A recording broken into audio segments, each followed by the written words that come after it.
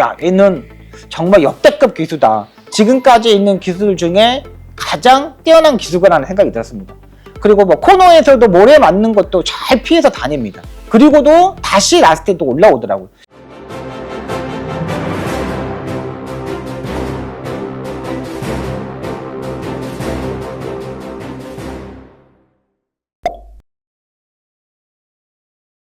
경마 그랜드마스터의 박송입니다.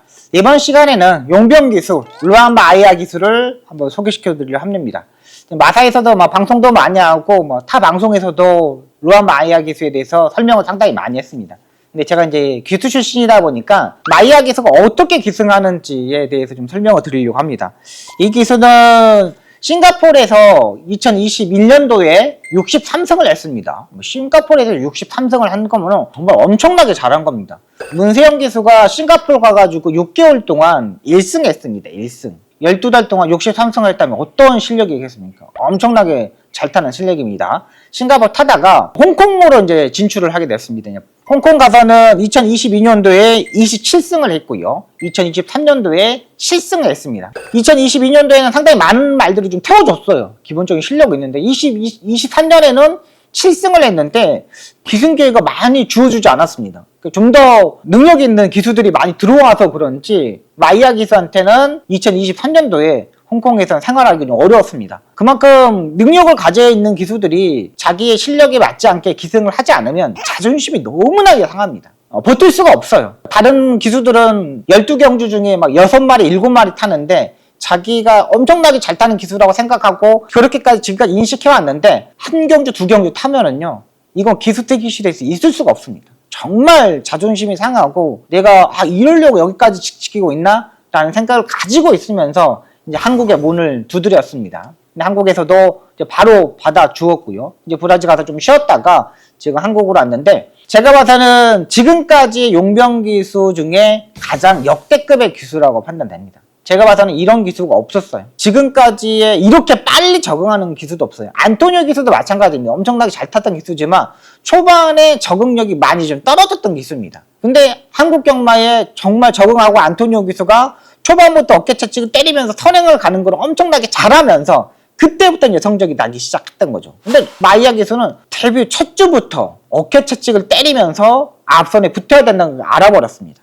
한국 경마는 역시 앞에 가는 게 짱이구나, 앞에 가는 게 장땡이라는 걸 별로 알고 기승을 하고요. 제가 지난 방송에 실시간으로 말씀드렸던 그 스타트 벨트 있지 않습니까? 요게 가장 큰 겁니다.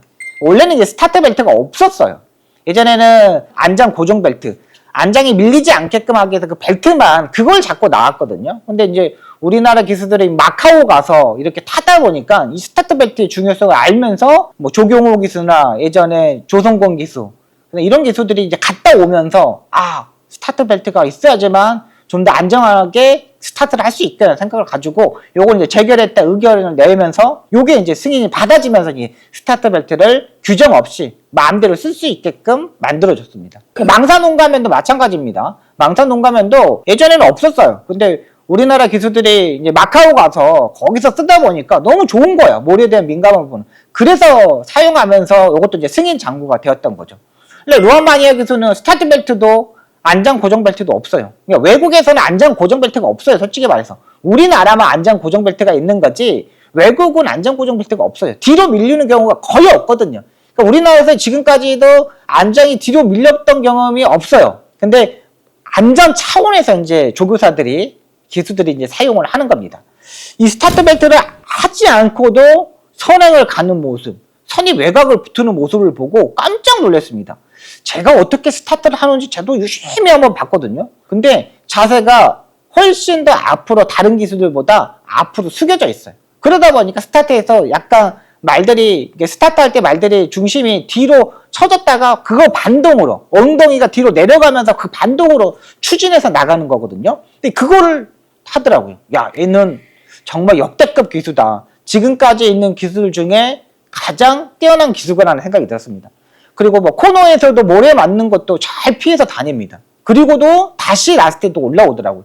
제가 봐서는 마이아 기수가 우리나라에서 제가 봐서는 기본적으로 내년까지 좀 지켜봐야 되겠지만 거의 80승 정도는 그냥 할 것을 보입니다. 그냥 한 1년 정도 있어버리면 적응해버리면 거의 뭐 100승 정도는 금방 할 수 있을 것으로 보여요. 지금 조교사들이 마주들이 난리가 났어요. 마이야 기술은 무조건 태워야 된다는 생각을 가지고 있기 때문에 이거 그랬습니다. 근데 예전에 뭐 CC용 기술 같은 경우는 금방 갔잖아요. 근데 CC용 기술은 뭔가 처음 탔을 때하고 두 번째 탔을 때하고 확실히 달라졌어요. 그리고 헤리카심 기술도 마찬가지잖아요. 헤리카심 기술도 초반에 엄청 잘 탔는데 어정쩡하게 타다가 갑자기 CC용 기술가 떠나버리니까 그때부터 또 적극적으로 앞선에 붙어서 타요. 이게 의지가 가장 중요한 것으로 보여요. 지금 용병 기수들이 상당히 많이 영입이 되어 있기 때문에 서로 경쟁이 또 치열해집니다. 또 여기에 한국 기수들도 마찬가지로 우리나라 기수들도 경쟁이 더 치열해질 수밖에 없습니다. 얘네들한테 뺏길 수가 없겠죠. 그러면 우리나라 기수들은 중급의 기수가 없는 거예요. 문세영급의 기수만 있는 것 뿐이지 중급의 기수가 없고 하위급만 있게 됩니다. 워낙에 한 주에 타는 말들이 12마리로 정해져 있기 때문에 이 5명이 6명이 용병 기수가 12마리씩 타버려버리죠. 그러면 우리나라 기수도 탈 말이 없습니다. 바로 면허가 나오지 않아요. 다음에는. 그렇기 때문에 우리나라 기수도 중요하고요. 그 다음에 루안마이야 기수는 제가 봐서는 안쪽 게이트나 외곽 게이트나 스타트 능력이 가장 좋습니다. 근데 특히 이 안쪽에서 포지션을 잡았을 때 이때 가장 안정적인 주행 자세를 보여줄 수 있어요. 약간 외곽에서는 정지를 받지 않기 위해서 약간 외곽으로 도는 경우가 많거든요. 하지만 안쪽에서는 상당히 잘 타주고 있습니다. 또 마이야 기수는 제가 봐서는 조교도 상당히 잘해요. 그러니까 뭐 CC용 기수는 조교가 너무 많다. 외국인 기수들이 조교가 많아서 너무 힘들다 이렇게 생각하는데 워낙에 뭐 안토니오 기수한테 많이 들어서 그런지 이야기를 들어서 그런지 여기는 무조건 조교를 해야 된다는 생각을 가지고는 인식이 가지고 있어요. 그것도 상당히 좋은 인식이죠. 조교사들이 가장 중요한 건 조교거든요. 근데 조교를 그렇게 해야 된다는 걸 머릿속에 지금 갖고 한국에 온 상태이기 때문에 마이야 기수는 완벽하게 적응을 할 것입니다.